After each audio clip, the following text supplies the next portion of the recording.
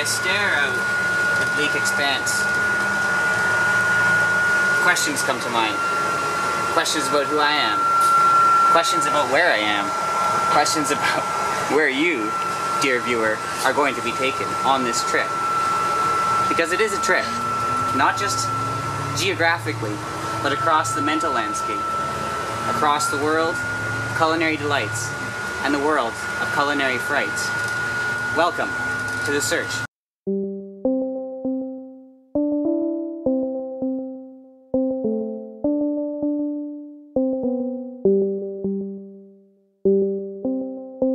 Muffins, you know, walk around the streets with barrows. So back in the day, is this filming? Long before I was. Okay, so back in the day, Yes. you would go to Drury Lane and people would be wheeling barrows with muffins? Barrels of muffins along, yes, of course. It's just like the hot potato man. I've never heard of him either. He would stand on the corner of the street with like a stove thing. Yeah? All red hot. And he'd have potatoes, hot, big potatoes. So you just went and got a hot potato. So you could get a hot potato and a muffin? Yes. That's your lunch? Yes. Huh? Well, no, I don't know about muffin. I think the muffin man, by the time I was young, he was gone. I was in the 18, more like the 18. Right. But the hot potato man used to come stand on the corner of our street in the middle of winter and it was glow of red, and he'd have these hot potatoes, big potatoes, and if you could afford it, you'd go and get one. I wonder if the hot potato man pushed the muffin man out of business. No, I didn't hear anything about that. No. It's possible though. Well, It's possible.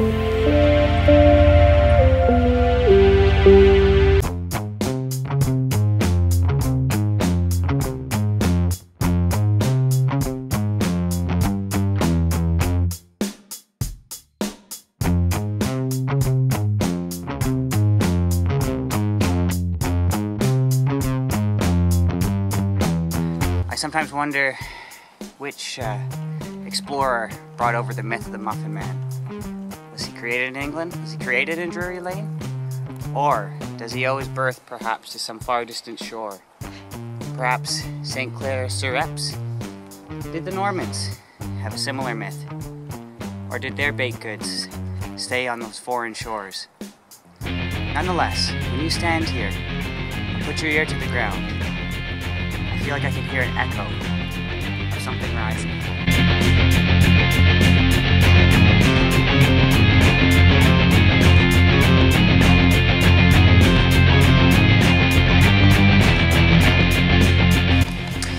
Seeing this post office box here reminds me of a myth that I heard about the Muffin Man down on that street corner over there the other day. Apparently, small hungry children back during the French Revolution used to write letters to the Muffin Man, hoping that he would reply and fill their bellies with something a little more substantial than cake.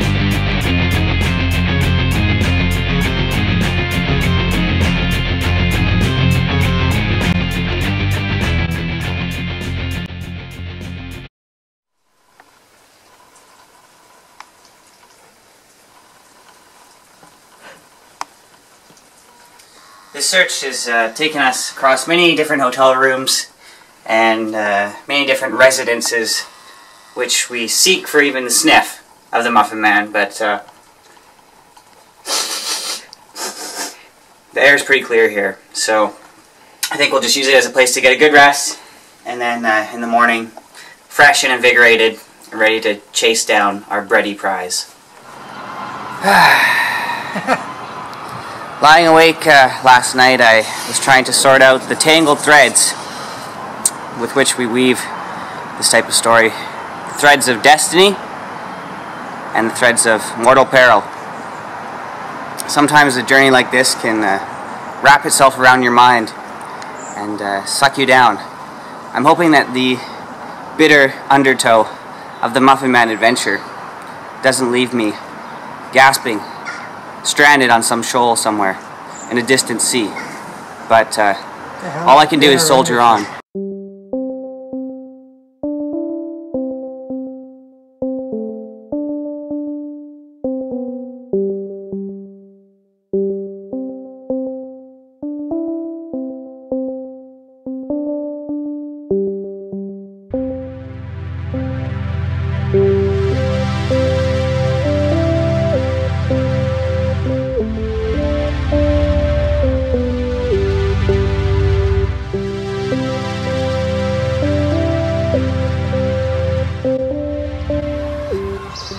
Standing in front of this old pub here reminds me of a story I heard about the Muffin Man. It's one of the, actually, it's apocryphal from the Canterbury Tales, but they used to say that one of the stories involved the pilgrims coming along and trying to get to Canterbury for their blessings from the bishop, and they used to bring a muffin, and the bishop would cut it, and if they were accepted, he put a pat of butter on it, and if you didn't appreciate the muffin, he'd toss it on the floor, and they had to go all the way back from where they came and try again.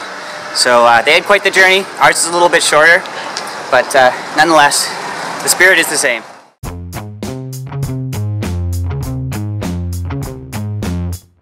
It's elegant neck, a question mark. Asking the world. Waiting for a reply. Will he throw us a muffin? Is he answered though? Only the wind knows. Now, heading down to the sea might seem to be a funny place to look for answers to our question, but I'm actually tracking down a rumor that I picked up in the bar last night, so we're gonna go check it out.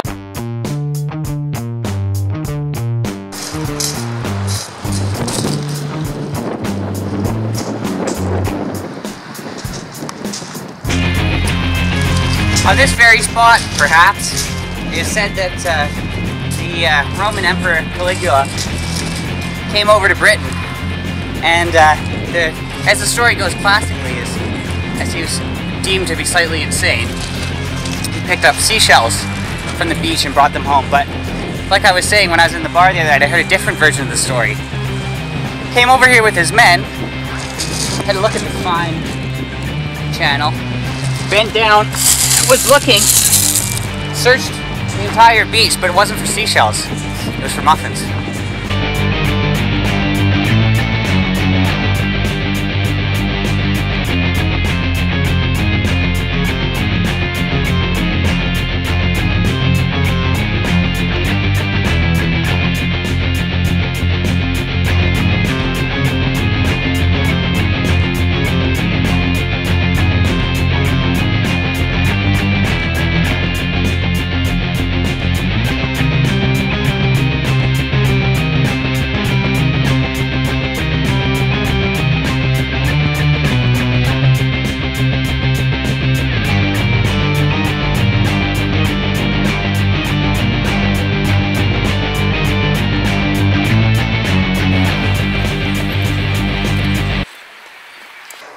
In a place like this, one can't help but ponder mortality, both mine and others who have already shuffled off this earthly coil and moved on to whatever's next.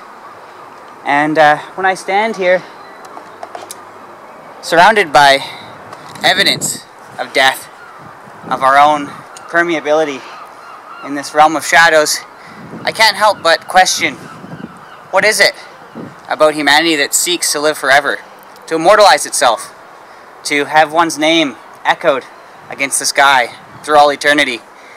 And that's partly what this quest is about. It's a search for eternity. It's about returning a name to a man who achieved so much, and yet so little is left of his true nature. A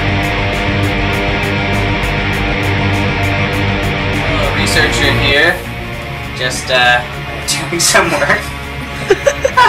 Almost thought it was just a terrible button. It's a big team. Work of this magnitude takes all sorts, and it's only fair that everybody gets their credit.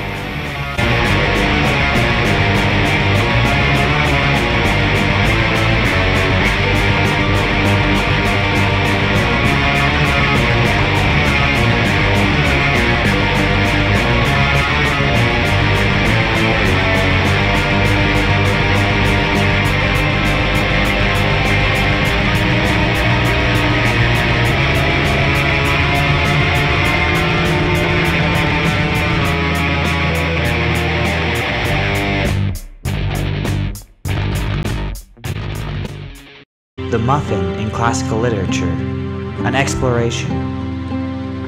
Charles Dickens, Our Mutual Friend. My tea is drawing, and my muffin is on the hob. Mr. Wegg, will you partake? It being one of Mr. Wegg's guiding rules in life always to partake, he says he will. But the little shop is so excessively dark, is stuck so full of black shelves and brackets and nooks and corners, that he sees Mr. Venus's cup and saucer only because it is close under the candle, and does not see from what mysterious recess Mr. Venus produces another for himself until it is under his nose. Concurrently, Wegg perceives a pretty little dead bird lying against the counter, with its head drooping to one side on the rim of Mr. Venus's saucer, and a long, stiff wire piercing its breast. As if it were Cock Robin, the hero of the ballad, and Mr. Venus were the sparrow with his bow and arrow, and Mr. Wegg were the fly with his little eye. Mr. Venus dives, and produces another muffin, yet untoasted. Taking the arrow out of the breast of Cock Robin, he proceeds to toast it on the end of that cruel instrument. When it is brown, he dives again, and produces butter, with which he completes his work. Mr. Wegg, as an artful man who is sure of his supper by and by, presses muffin on his host to soothe him into a compliant state of mind, or, as one might say, to grease his works. Charles Dickens, Great Expectations. "Now," said Estella, gliding away the instant I touched her cheek, "you are to take care that I have some tea, and you are to take me to Richmond." Her reverting to this tone, as if our association were forced upon us and we were mere puppets, gave me pain. But everything in our intercourse did give me pain. Whatever her tone with me happened to be, I could put no trust in it, and build no hope on it. And yet I went against trust and against hope. Why repeat it 1,000 times? So it always was. I rang for the tea, and the waiter, reappearing with his magic clue, brought in by degrees some 50 adjuncts to that refreshment, but of tea not a glimpse. A tea-board, cups and saucers, plates, knives and forks, including carvers, spoons, various, salt cellars, a meek little muffin, confined with the utmost precaution under a strong iron cover.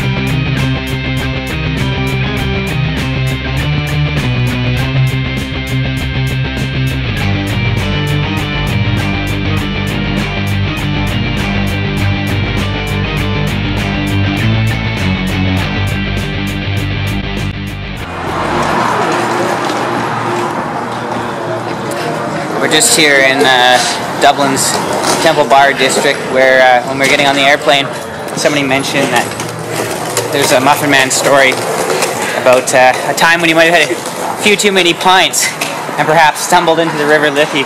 So we're gonna go check that out and see if we can still hear the splash.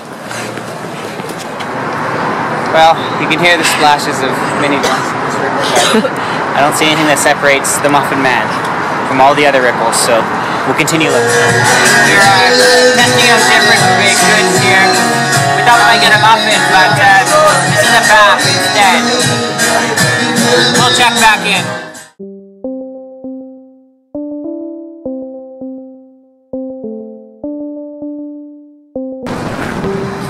Well, I was up quite late last night trying to find the Muffin Man, and there's no luck. The only thing I didn't find, though, was a good sleep, but nonetheless, we'll continue.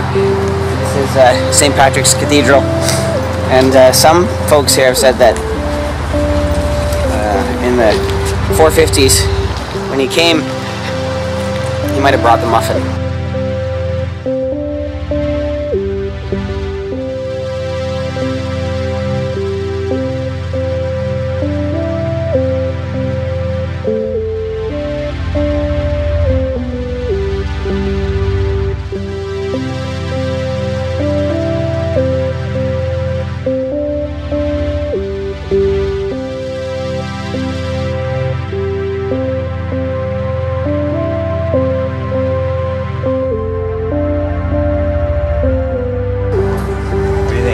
Is that a Shrek?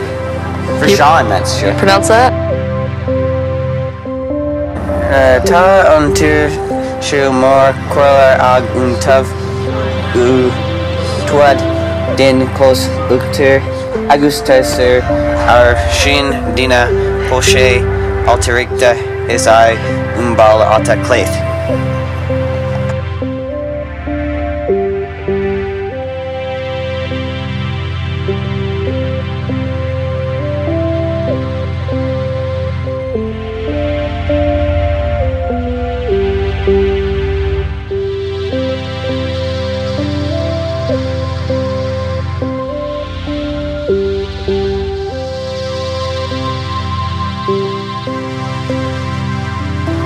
You're trapped. They're coming. Drums. Drums in the deep.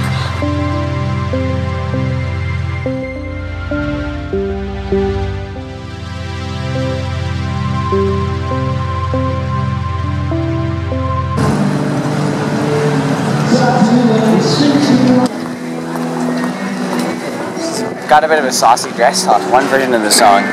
She's selling cockles and muffins.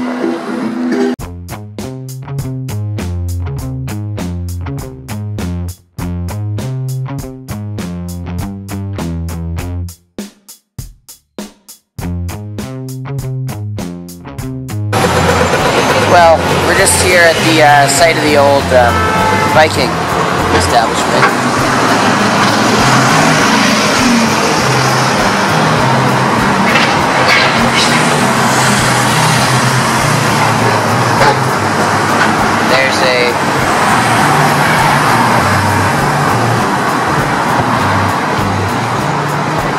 There's a little thing there about Olaf the White.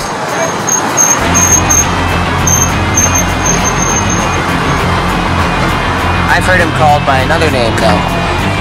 Olaf the Bread Man. What kind of bread? Only time will tell.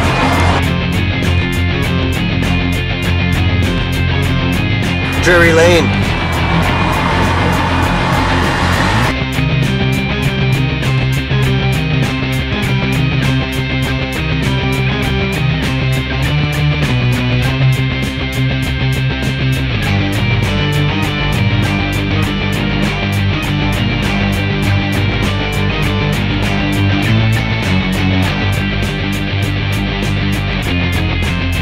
Well, there's a lot of yeast here.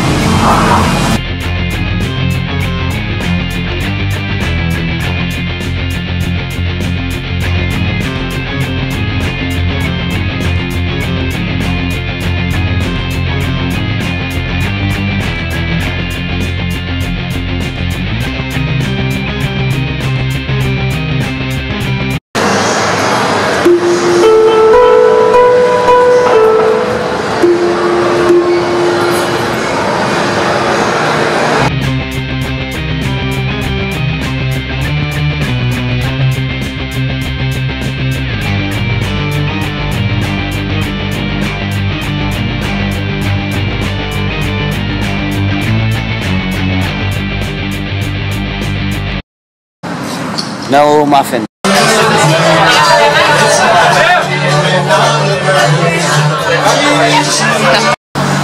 The search brown eyes. has been going on for hours. And there it was on the. Hey. It's there. Well, we're here today. We're going to be exploring Newgrange, which is one of the oldest sites in the area, and it's vaguely muffin shaped. So I think that's enough reason to check it out.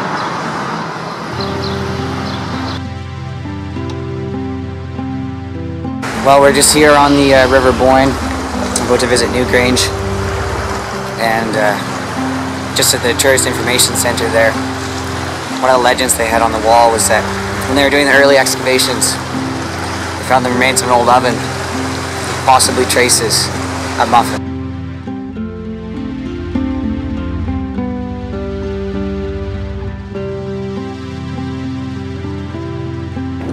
When we were doing research, there's a legend they tell. It's called the legend of the first muffin. And actually what happened is there was a young boy coming from one of those towns. He got caught in a storm, took shelter in here, fell asleep, and he had a tremendous dream. Visions. When he woke, beside him there was a muffin. And he took a bite, and they never saw him again. And some say that when you wander these hills at night, you can still hear him in the distance, calling. I prefer to think that he's actually happier there, because after a taste of that muffin, you can never return.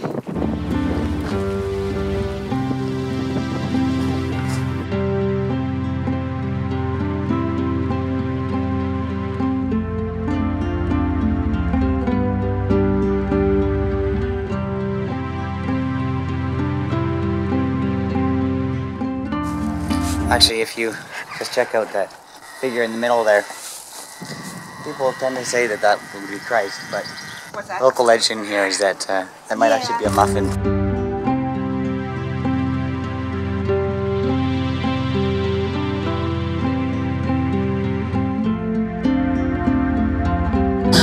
To pasture for up to 8 months of the year, so in other words, just good quality.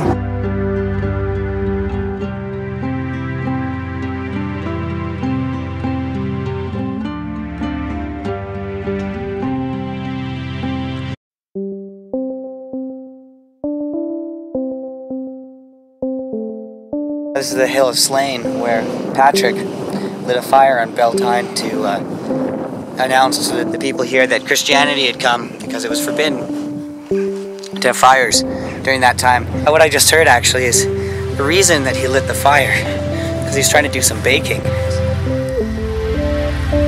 This section of the castle here used to be the bakery. You can clearly see down at the far end where the remains of many a delicious meal had been prepared.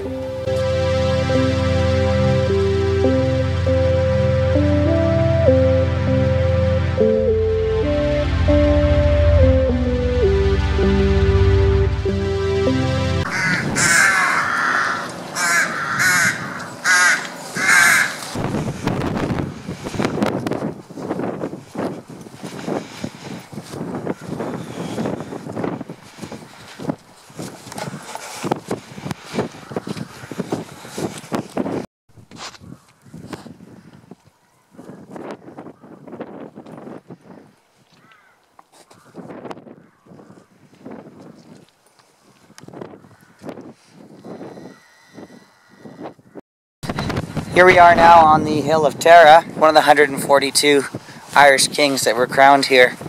Is said to have quite enjoyed cakes.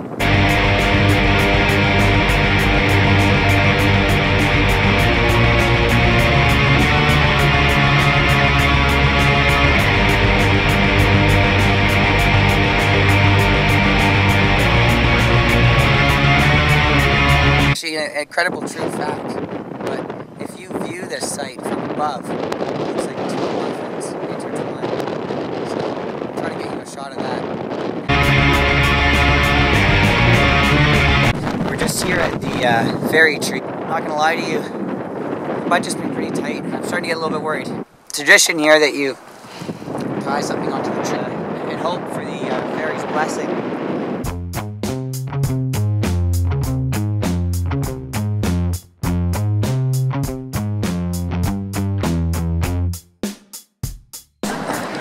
We're just here at Trinity College in Dublin, where it said that after it was inaugurated by Queen Elizabeth, one of the first students was looking in the roll book. It's a mysterious M.M. Well, we are on the way out now. Tracked down a lot of leads, but nothing definite. So it's time for one of our final destinations. Drury Lane.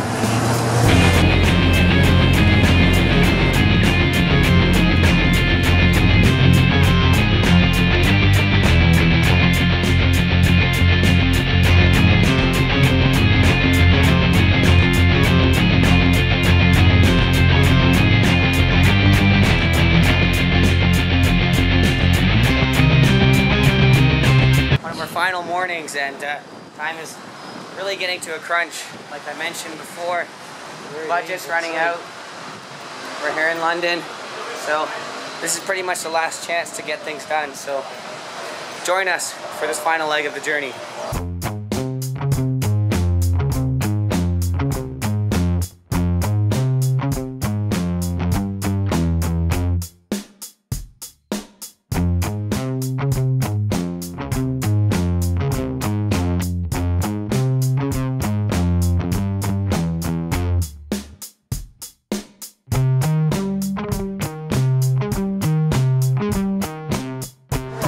There's a story that I was reading in preparation for this walk this morning about Abraham Lincoln, and it said that before every big speech, he only ate one thing: a blueberry muffin. The fuel of emancipation.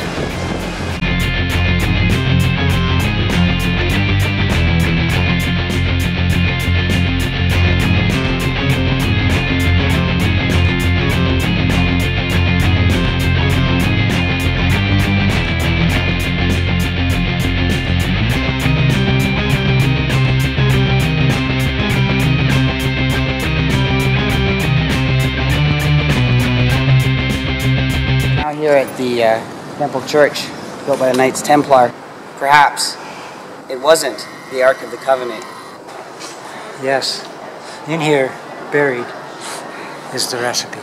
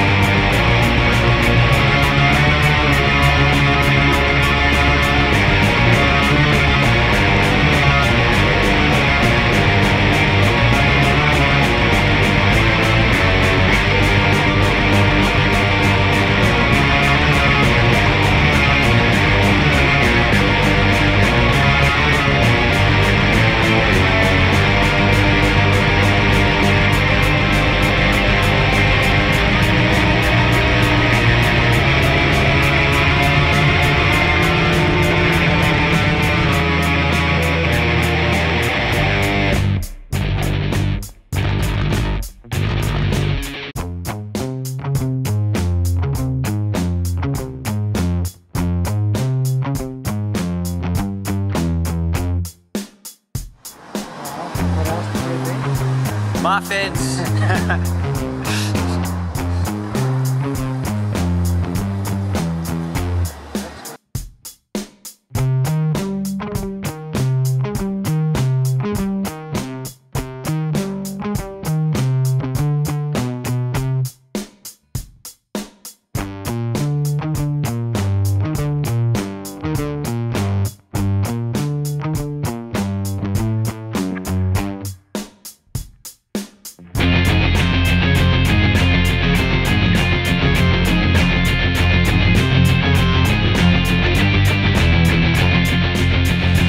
Well, this is quite the moment for us, and when we finally got here, made it to Drury Lane, I'm really reminded of the power of art to change people's lives, to take them to roads, down roads, streets, and lanes that they never thought they would go. And to think that one song has touched so many people's lives has,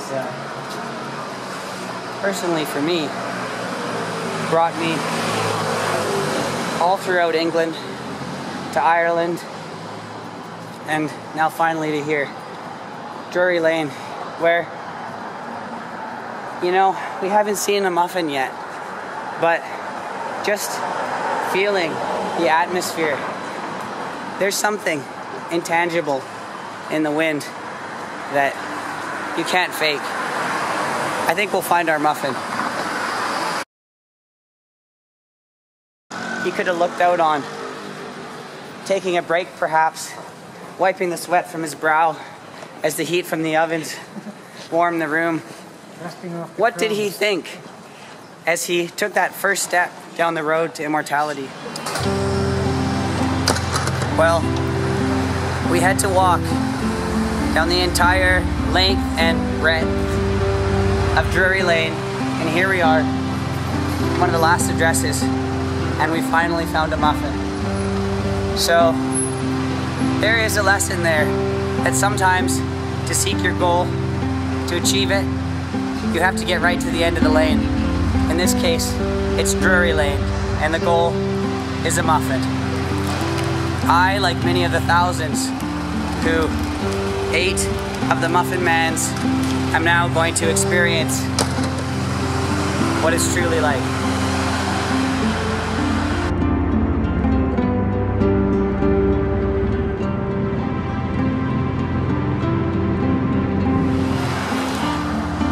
To the Muffin Man.